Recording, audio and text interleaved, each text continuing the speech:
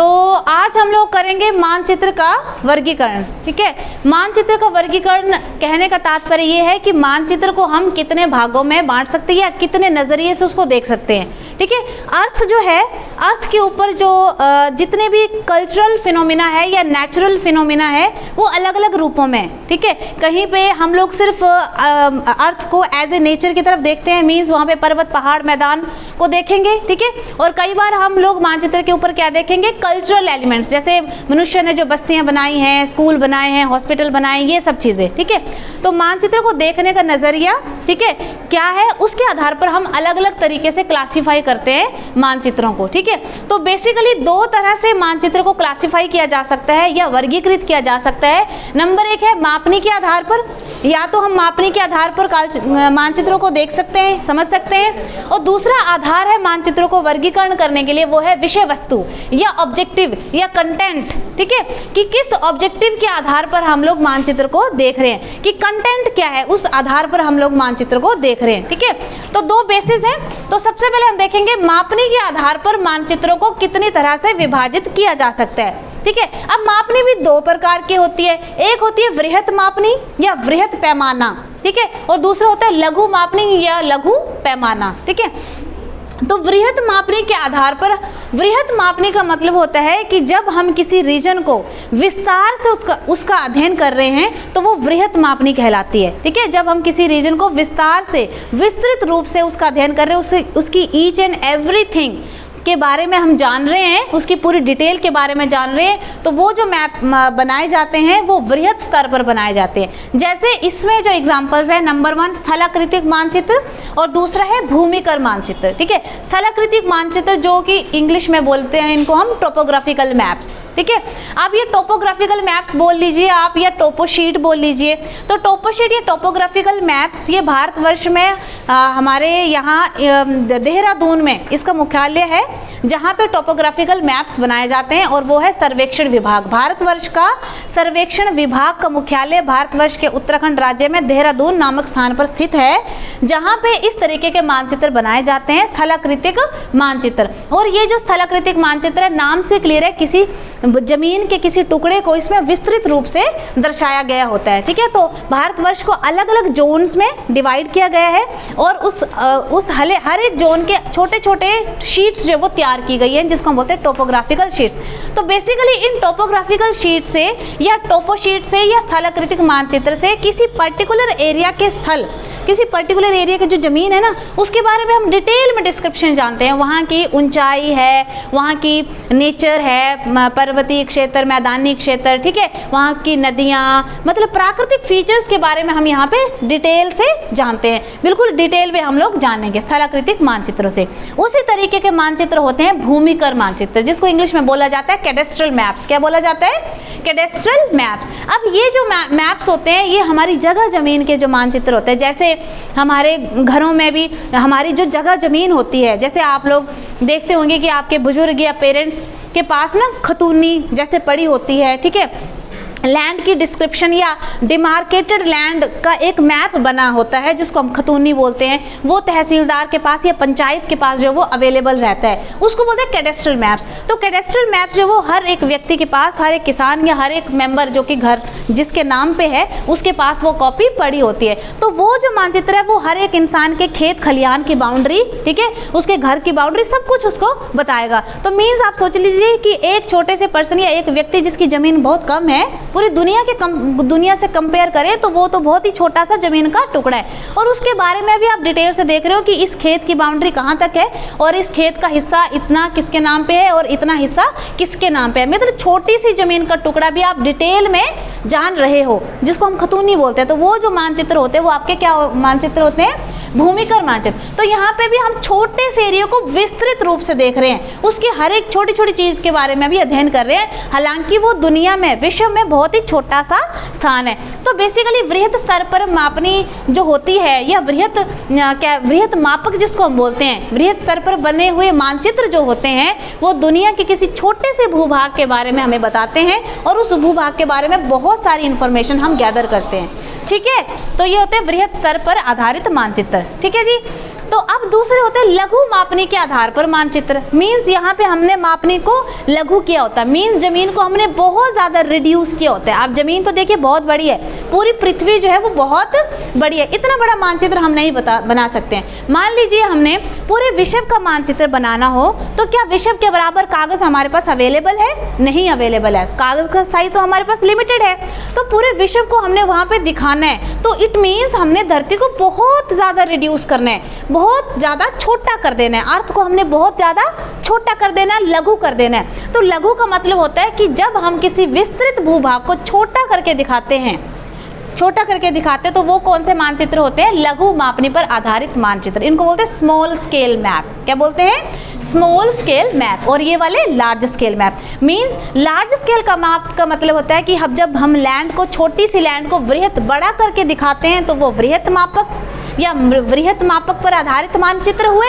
और जब हम बहुत बड़े एरिया को छोटा करके, रिड्यूस करके दिखाते हैं तो वो लघु मापनी पर आधारित मानचित्र होते हैं। ठीक है, अब देखो जब हम बहुत बड़े ज़मीन को, मान लीजिए पूरे विश्व को हम एक छोटे से कागज़ पे उतार रहे हैं, तो इट मीन्स हम उसकी बहुत ही कम इंफॉर्मेशन वहाँ से निकाल सकते हैं। ठीक है, हम सिर्फ यही निकाल सकते हैं कि कितने कंट्रीज़ या कितने कॉन्टिनेंट पाए जाते हैं। ठीक है, कौन सा कॉन्टिनेंट कहाँ, कौन से गोलार्ध में स्थित है, उत्तरी गोलार्ध में है कि दक्षिण गोलार्ध में है, कौन सा कॉन्टिनेंट या कौन सी कंट्री किस कॉन्टिनेंट में पाई जाती है। मात्र इतनी सी इन्फॉर्मेशन जो है वो हम प्राप्त कर सकते हैं, या इससे थोड़ी सी ज़्यादा। लेकिन आप चाहें कि आप उस पूरे विश्व के मानचित्र से इंडिया के बारे में डिटेल से इंफॉर्मेशन प्राप्त करें तो ऐसा पॉसिबल नहीं होगा। ठीक है, तो लघु स्तर पर बने हुए मानचित्रों से हम लिमिटेड इंफॉर्मेशन ही प्राप्त कर सकते हैं, या जिसको बोलते हैं मुख्य इंफॉर्मेशन, या मुख्य बिंदु या मुख्य बातें ही हम वहाँ से हासिल कर सकते हैं, मुख्य सूचनाएं हम वहाँ से ले सकते हैं। तो अगर डिटेल में इंफॉर्मेशन चाहिए तो लघु मापक पर आधारित मानचित्र हमारी हेल्प नहीं कर सकते हैं। ठीक है, लेकिन हम ओवरऑल एक आइडिया इन मानचित्रों से प्राप्त कर सकते हैं। ठीक है, तो इस तरीके से यहाँ पे भी आप एक मानचित्र देख सकते हो, ये इंडिया का पूरा मानचित्र। अब इंडिया तो इतना बड़ा नहीं है जितना कि कागज़ के टुकड़े पे बताया हुआ है, तो यहाँ पे भी हम लिमिटेड ही इंफॉर्मेशन प्राप्त कर सकते हैं। लेकिन मान लीजिए आपको इंडिया के किसी एक स्टेट, जैसे मान लीजिए हिमाचल प्रदेश के बारे में जानकारी चाहिए, तो हिमाचल प्रदेश का मानचित्र अलग से बना होगा तो वहाँ पर आप जानकारी और ज़्यादा हासिल कर सकते हो। यहाँ से आपको हिमाचल की जानकारी इतनी ज़्यादा नहीं मिलेगी। अगर अलग से हिमाचल का मैप हमने वृहत स्तर पर बनाया है तो उससे ज़्यादा जानकारी हमें प्राप्त होगी। तो मतलब समझ में आया, दोनों में डिफरेंस पता चला। ठीक है, तो यहाँ पे एग्जाम्पल देखते हैं हम लघु मापनी पर आधारित जो मानचित्र हैं। जैसे सबसे पहले इसमें एग्जाम्पल है एटलस मानचित्र। आप लोगों ने एटलस तो देखे होंगे। ठीक है, उसमें बड़े सारे मैप जो वो एक ही बुक में रखे होते हैं। ठीक है, एक बुक की भांति।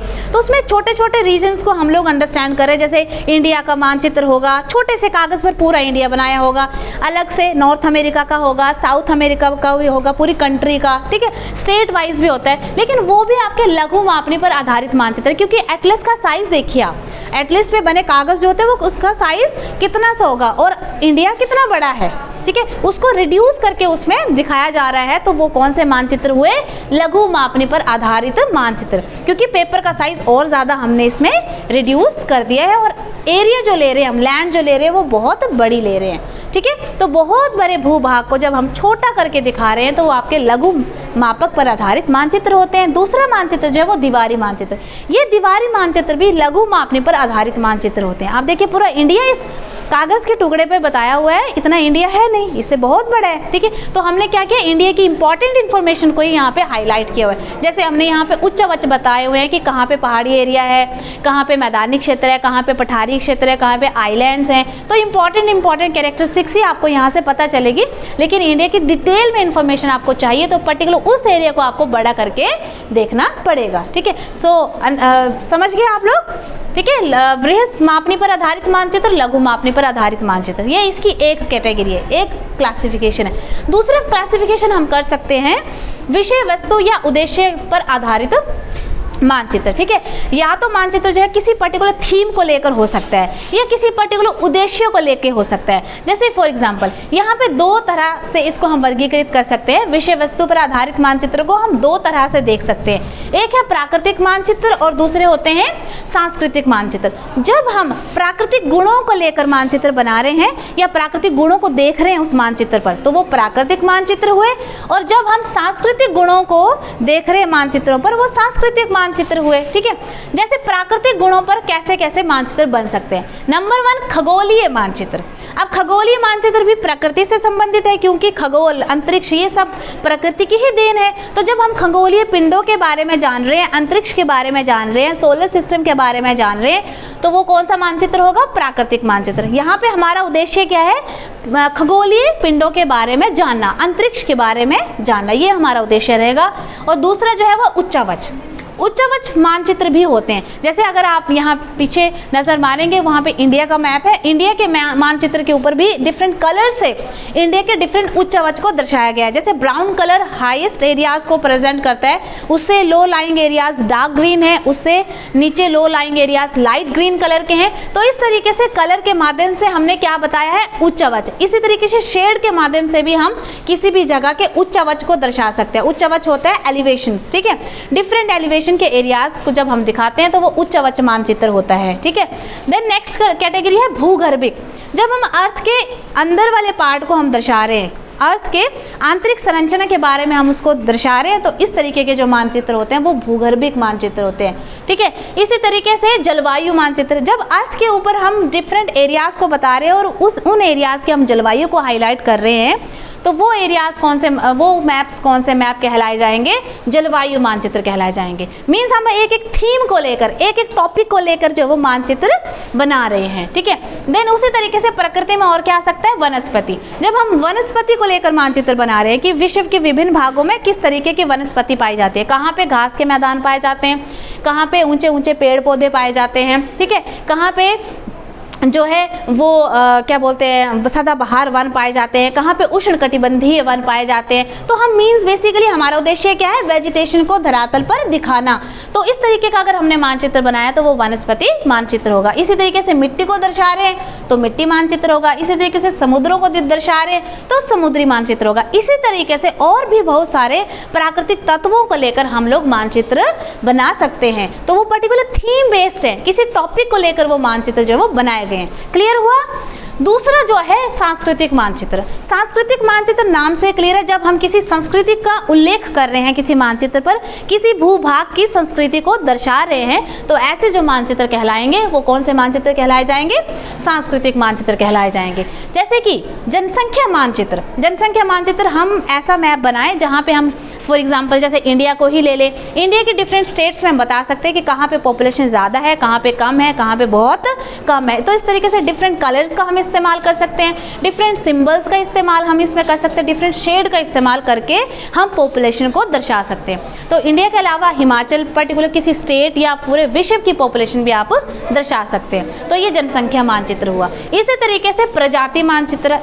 देखिए संस्कृति जो है वो ह्यूमन बीइंग से रिलेटेड होती है ना, तो ह्यूमन बीइंग के जितने भी फिनोमेना होते हैं वो सभी आपके सांस्कृतिक मानचित्र कहलाए जाएंगे। जैसे कि प्रजाति, मनुष्य की भी अलग अलग प्रजाति होती है। जैसे भारतवर्ष में रहने वाले लोग की प्रजाति अलग है, ऑस्ट्रेलिया में रहने वाले लोगों की प्रजाति अलग है, अफ्रीका में रहने वाले लोगों की प्रजाति अलग है, चाइना में रहने वाले लोगों की प्रजाति अलग है, उत्तरी अमेरिका में अलग, दक्षिण अमेरिका में अलग। इस तरीके से अलग अलग कॉन्टिनेंट पे अलग अलग प्रजातियाँ पाई जाती हैं, तो उनका भी वर्णन हम लोग मानचित्र के जरिए कर सकते हैं। तो ऐसा जो मानचित्र बनेगा उसको हम क्या कहेंगे? प्रजाति मानचित्र। इसी तरीके से भाषा मानचित्र। भाषा भी इंसानों से रिलेटेड है, इंसान भाषा का इस्तेमाल करता हुआ अपने विचार जो है वो साझा करता है किसी दूसरे के साथ। तो भाषा पूरे वर्ल्ड की हमने लैंग्वेजेस इसमें दिखानी है। जैसे फॉर एग्जांपल कि चाइना में कौन सी लैंग्वेज बोली जाती है, इंडिया में कौन सी बोली जाती है, क्या बोलते हैं यूरोप में कौन सी बोली जाती है। इस तरीके से कॉन्टिनेंट वाइज आप लैंग्वेज मैप जो है वो बना सकते हैं। इंडिया में भी डिफरेंट लैंग्वेजेस बोली जाती है, उत्तरी भारत में अलग बोली जाती है, दक्षिण भारत में अलग बोली जाती है। इनफैक्ट एक स्टेट के अंदर भी अलग अलग बोलियाँ पाई जाती हैं, डायलेक्ट्स वो पाए जाते हैं। जैसे अगर हम अपने एरिया की बात करें तो यहाँ पे भी अलग अलग डायलेक्ट्स जो है वो हम बोलते हैं, ठीक है। तो इस तरीके से भाषा के आधार पर मानचित्र बनाए जा सकते हैं और ऐसा मानचित्र जो बनेगा उसको हम क्या कहेंगे?